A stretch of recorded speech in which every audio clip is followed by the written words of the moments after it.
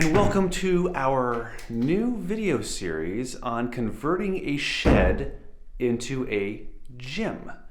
Like you saw in one of our last videos, we just got a 200 square foot, 20 by 10 TuffShed delivered on our property. And in the next few videos, we are going to document our process of converting the shed into a fully functioning gym with lights and a ceiling fan and insulation and all that good stuff. So I'm going to show you what we're working with here. And just a word of warning, this is a DIY kind of video, not necessarily a how-to. We're not professionals here. We're not contractors. We're just figuring this stuff out as we go, like most of us do. So there's your disclaimer for the rest of these videos, but I got a good feeling about this. And we are just starting. So what we're going to do now is we're going to pre-wire everything inside the shed, which is going to be the gym. We're not going to run power from the house yet. That will come later. For now, we're just going to get started inside by wiring up some of the outlets and running wires up on the ceiling so we can get to our ceiling fan that we're going to put in later, and some can lights and wall outlets and things like that. So we're just going to do all of that pre-wiring work now, so that's done. So when we do hook it up, hopefully everything just kind of turns on. The second step is going to be insulating all of our sidewalls here. We're not exactly sure what we're going to do on the roof yet, on the ceiling to insulate that. We want to go a little bit heavier because that's really where you lose a lot of your heat and you're cool in the summertime. Not exactly sure how that's going to work yet, but we're going to figure that out. And then we're going to do paneling on the sidewalls over the insulation, and that should give us a pretty good insulated set of 4 sidewalls. But the job for today is electrical.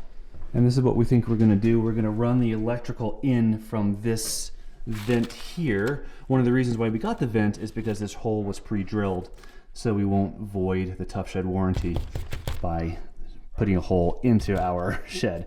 And we're going to run it into this junction box here. It's going to sit, I don't know, maybe around here. And then it's going to run to this outlet box here, and then all the way down to another outlet over there. There's going to be another outlet there. We're going to run it over the wall and probably put one more outlet here. Then from here, it's going to run up to the ceiling where we can put our lights. Let's go. And the first step is going to be cutting a 2x4 to run here so we can mount our junction box up against the 2x4. 14.5.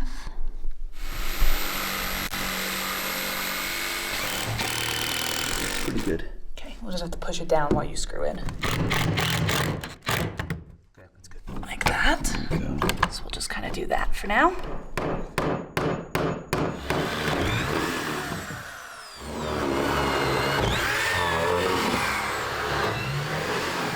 So we have holes in all of these studs to run the wire through, the electrical wire, to meet up with that guy. But this is a tough angle. We have to go in here and then out like this.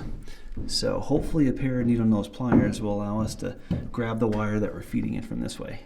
Then the run down there will be easy, won't it? We'll see.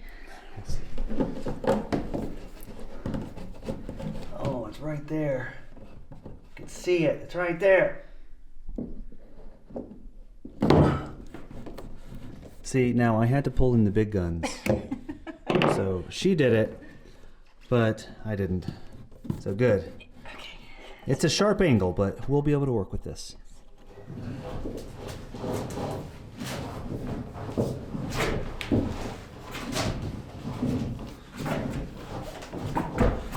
Right. All right, almost there. All right, we have it running all the way down to that end. So now we can wire up this outlet by splicing these two together inside the box and putting in our outlet.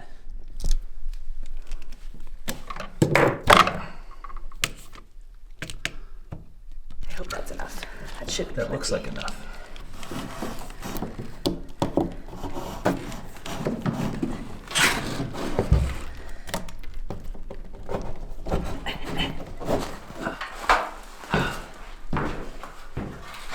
So what we're going to do here is, instead of running this wire up and then cutting holes through all of these pieces of wood, which we can do, but it's kind of a pain. We're gonna see if we can run it up through these two pieces. Well, let me just show you. A little hole probably here, and then run it between these two pieces of wood all the way across, so we don't have all this wood to cut through. And then on the other side, we would effectively do the same thing. Cut a hole here, and just run it down and in. Hopefully we can do that, otherwise we have a lot more drilling to do. So we're kind of doing that. We're not putting it under the wood. We're actually going behind the ceiling, I don't know, rafters or, I don't know what you call them. The studs that hold up the ceiling. We're going behind those instead of underneath.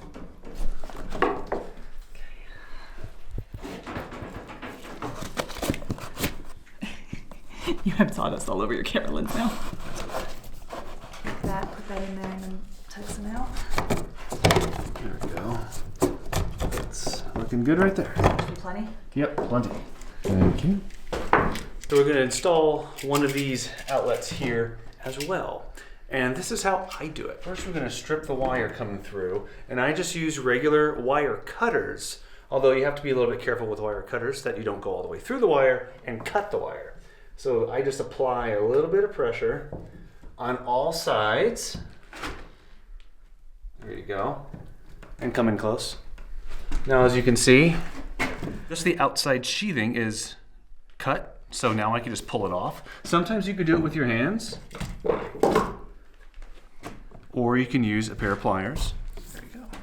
And then you're left with your black positive, your white negative, and the unwrapped wire, which is your neutral. I like to separate them a little bit, and then I'm going to do the same thing with this one.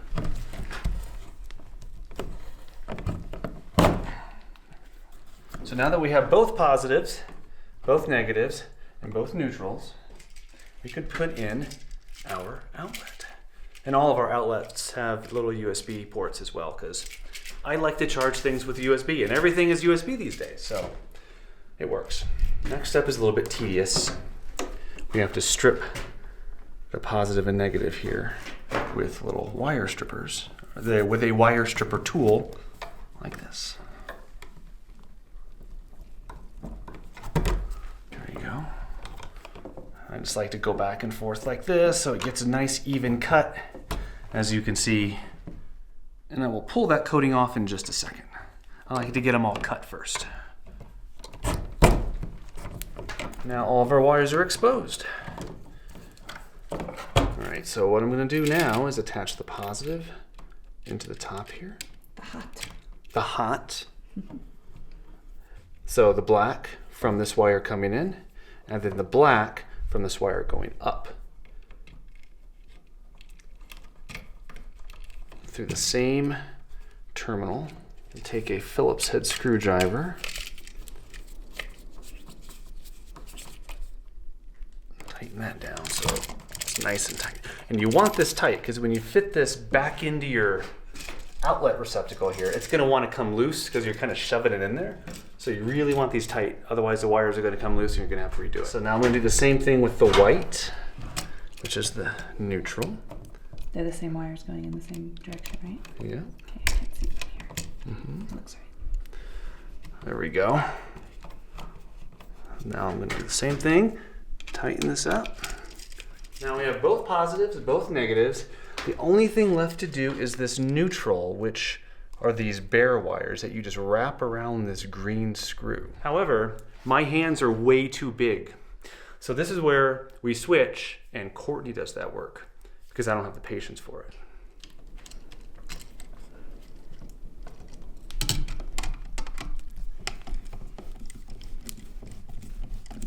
So we left a lot of extra wire here to make this easy. Now we have to back out some of the wire so that we can actually get the outlet into the outlet box. This could be kind of precarious. Can be, yeah.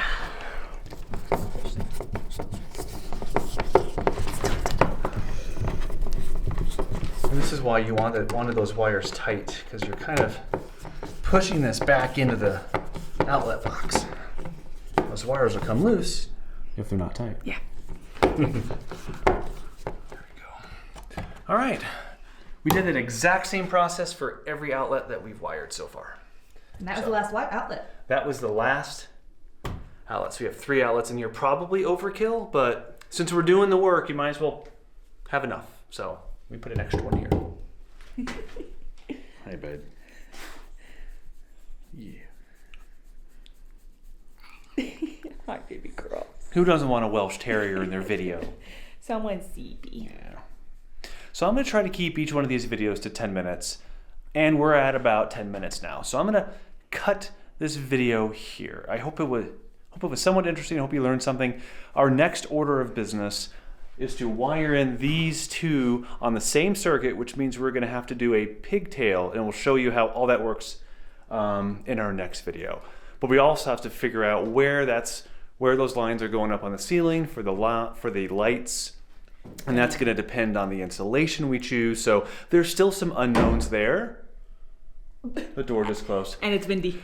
There's still some unknowns there, which is why we're just going to go ahead and cut the video here, and then continue on once those questions are answered.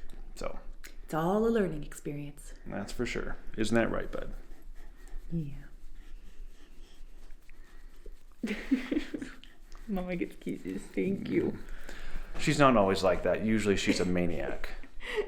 And Pepper, our dog, is too.